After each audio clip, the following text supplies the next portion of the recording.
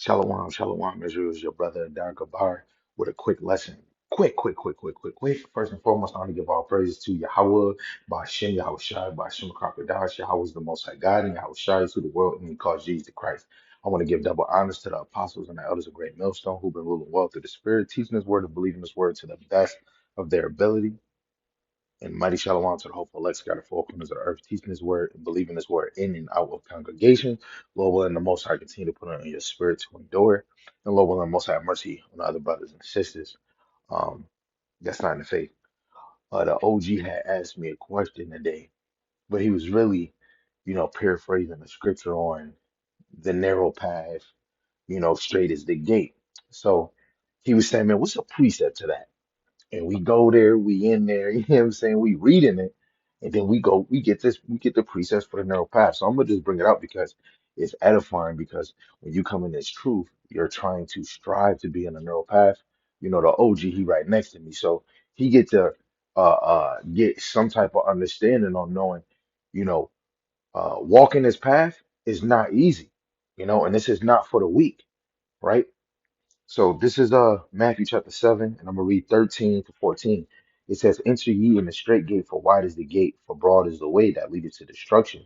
And many there be which go in treat, right? When you read in the NLT, it says its gate is wide for many who choose that way, right? A lot of people want the way where you could do anything, right? It's no rules and regulation, right? But the men of the Lord and the daughters of Zion, they don't want that. They want order, right? 14, it says, but straight is the gate and narrow is the way which leadeth unto life, and few there be that find it.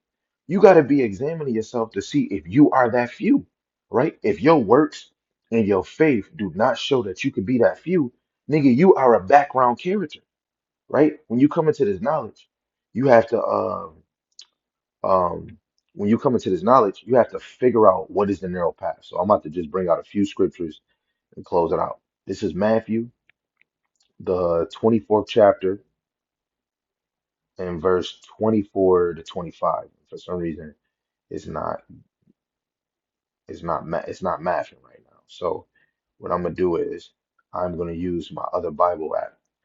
So Matthew, the 16th chapter. And we just gonna only bring out a few. We don't gotta drown it, right? Verse 24 and 25. It says, then said Yahushua unto his disciples, if any man will come after me, let him deny himself and take up his cross and follow me. This is the narrow path. The narrow path is you taking that persecution, that cross, right? Everybody is not going to hear shit that you saying. You might lose friends and family, right? Verse 25 says, for whosoever will save his life shall lose it, and whosoever will lose his life for my sake shall find it. The narrow path is brothers losing their life for Yahweh Shem Shai. Sirach 4 and 28, strive for the Lord until death, and the Most High shall fight for you.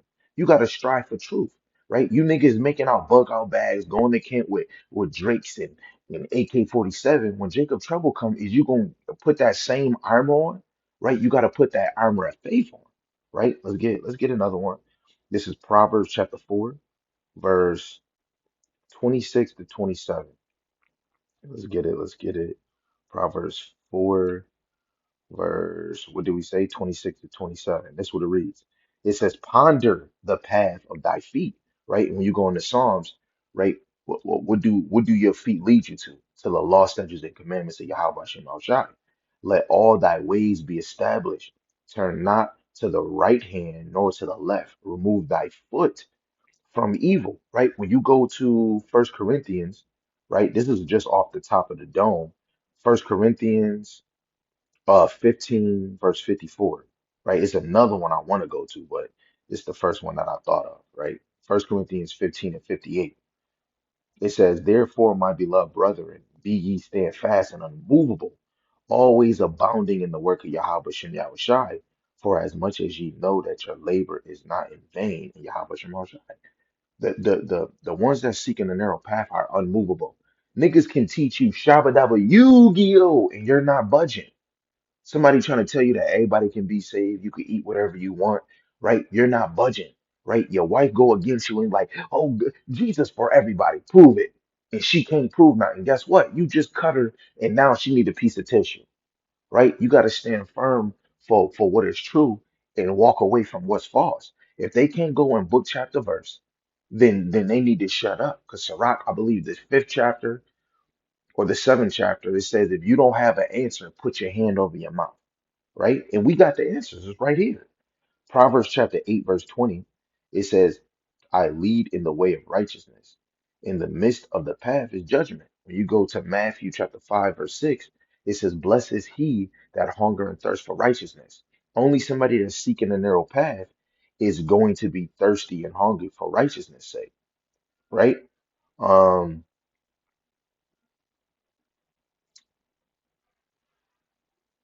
uh,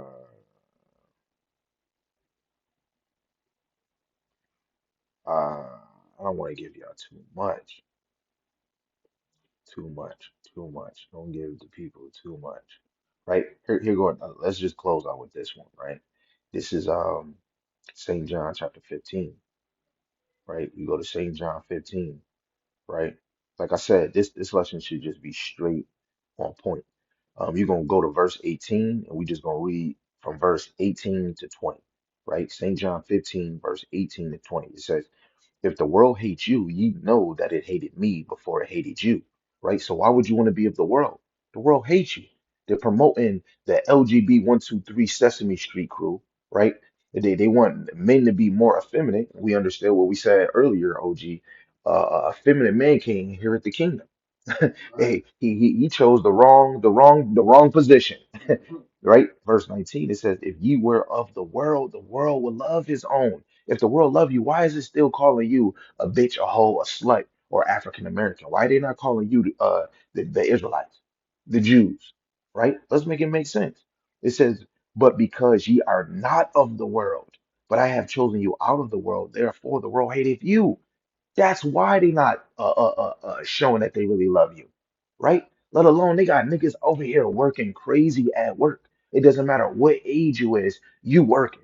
You got to make them money. Soon as you say, "Hey, I can't work an extra 2 hours," oh, make your wife walk. Oh, make her crawl. Go. They want to make jokes, but this is we have a life outside of this. You have to know your adversaries. If you don't know your adversaries, you're going to be stuck in Lululand, right? The last verse, verse 20. Remember the word that I said unto you the servant is not greater than his Lord. If they have persecuted me, they will also persecute you. If they have kept my saying, if they have kept my saying, they will keep yours also. Right? So when we teaching this word, the real elect is gonna hear what we saying, and they're gonna automatically change, man and woman. But if you become a man of the Lord, you're going to deal with persecution. You know another persecution when your wife and your kids don't even give a damn about this. Right? The persecution of how long it might take your wife, your kids a year, 2 years, 5 years before they even believe that this world. They might not even believe it at all, but they respect what you do right? Your homies, your auntie, your dad, your uncle, they love you, but they don't want to hear that. Guess what? That's what comes with persecution, right? Losing friends. Everybody not walking with you. Tell everybody, raise your hand if you're a true believer of the Lord, and come this way if you accept and believe that only Black and Latinos and natives is gonna get saved. Say that to your whole family. Go to the family reunion. Guess what?